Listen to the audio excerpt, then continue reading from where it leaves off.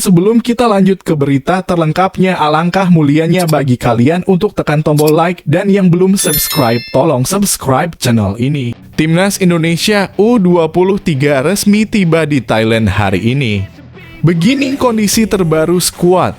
Salah satu pemain debutan yakni Muhammad Ragil mengatakan bahwa dirinya sangat menikmati dan enjoy menikmati menu latihan yang diberikan pelatih. Saya sangat senang, antusias, dan bersyukur bisa dipanggil masuk tim nasional. Saya harap bisa bekerja keras, ikut bersaing juga bersama yang sudah senior-senior, kata pemain asal Bayangkara Presisi tersebut. Terakhir, dia berharap bisa berkontribusi dalam tim di kejuaraan AFF U23. Saya berharap bisa berkontribusi lebih baik dan mendapatkan jam terbang. Sementara itu, Irfan Jauhari yang telah bergabung sejak hari pertama setelah laga Persis melawan Persib mengatakan tidak masalah dengan kebugarannya. Justru saya di sini merasa bugar, saya berharap bisa bersaing dengan pemain lain. Yang pasti saya akan memberikan kemampuan terbaik untuk tim U23 Indonesia, kata Irfan Jauhari.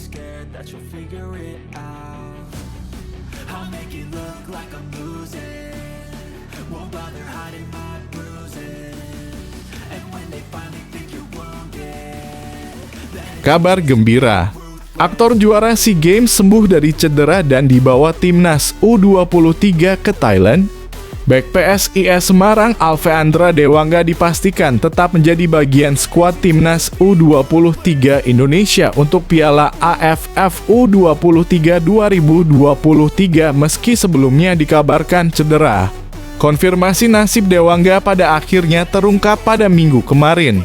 Pemain kelahiran Semarang itu diputuskan tetap diberangkatkan timnas U23 Indonesia ke Piala AFF U23 2023. Ketua Badan Tim Nasional Sumarji mengonfirmasi, "Untuk Dewangga kami tetap bawa dia ke Thailand," kata Sumarji.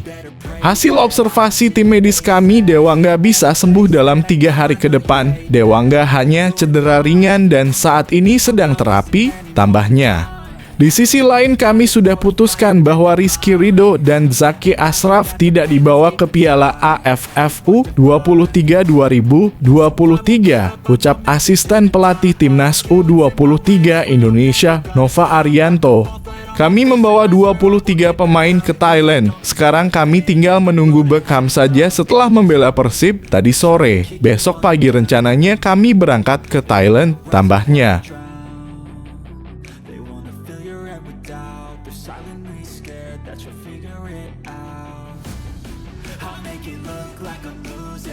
Siapkan 44 pemain untuk Asian Games 2023. Indra Syafri, komposisi berasal dari 4 generasi. Pelatih Timnas Indonesia U-Strip 24 untuk ajang Asian Games 2023, Indra Syafri, akan memanggil 44 pemain.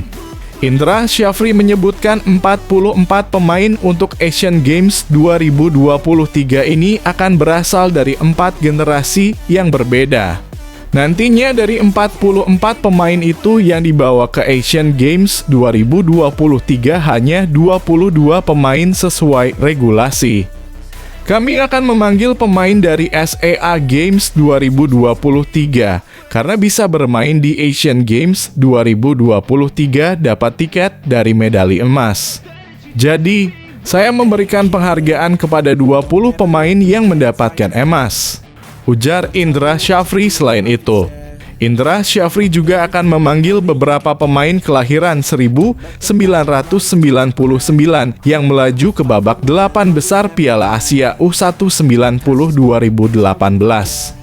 Kala itu Asnawi Mangkualam CS melaju ke babak perempat final Piala Asia U-Strip 19 2018 sebelum takluk dari Jepang. Lalu pemain kelahiran 1999 yang real.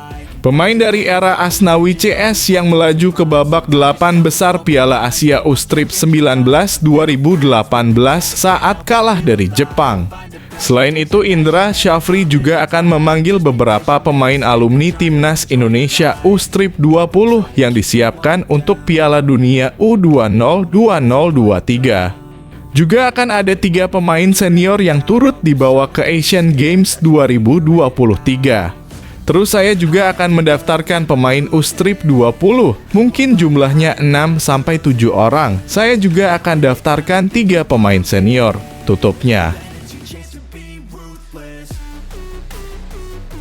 Pernyataan luar biasa Pak Soemarji ketika banyak pemain utama timnas ditahan klub. Kalau kita dipermalukan negara lain terus gimana?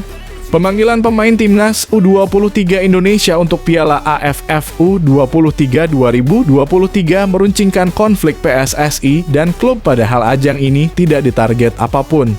Soemarji menekankan tidak adanya target bukan berarti timnas U23 Indonesia tak memanggil pemain-pemain terbaik. Ya, kalau bicara penting tidak penting, semuanya itu penting, ujar Soemarji. Memang PSSI tidak ada target. Tetapi pertanyaannya, kalau tidak memberikan target, apa kita mau dipermalukan di negara orang? Saya kembalikan ke masyarakat, maka apapun alasannya, jiwa nasionalisme itu harus ada. Jangan anggap enteng. Kalau soal target, memang betul kita tidak punya target dengan harapan tidak membebani pemain, tidak membebani pelatih. Tetapi kalau untuk nama bangsa dan negara, kalau kita dipermalukan bagaimana? Hal ini yang harus sama-sama kita pikirkan, tambahnya.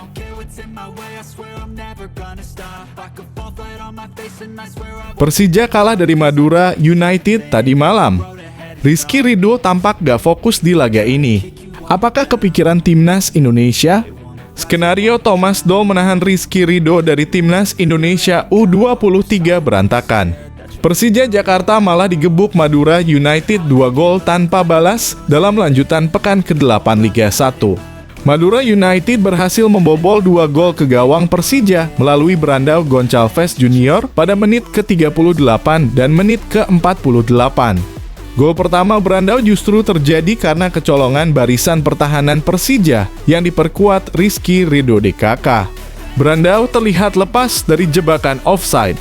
Rizky Ridho yang di dekatnya terlihat kaget seperti tak percaya Brandao lepas dari kawalannya dan hanya berhadap-hadapan dengan kiper Persija hingga dengan mudah membobol gawang Macan Kemayoran.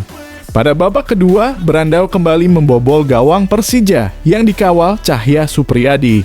Proses gol kedua juga terjadi karena tidak disiplinnya barisan pertahanan Persija mengawal pemain Madura United. Mungkin dalam hati fans timnas Indonesia, Persija bisa jadi kena karma karena gak melepas Rizky Ridho ke timnas.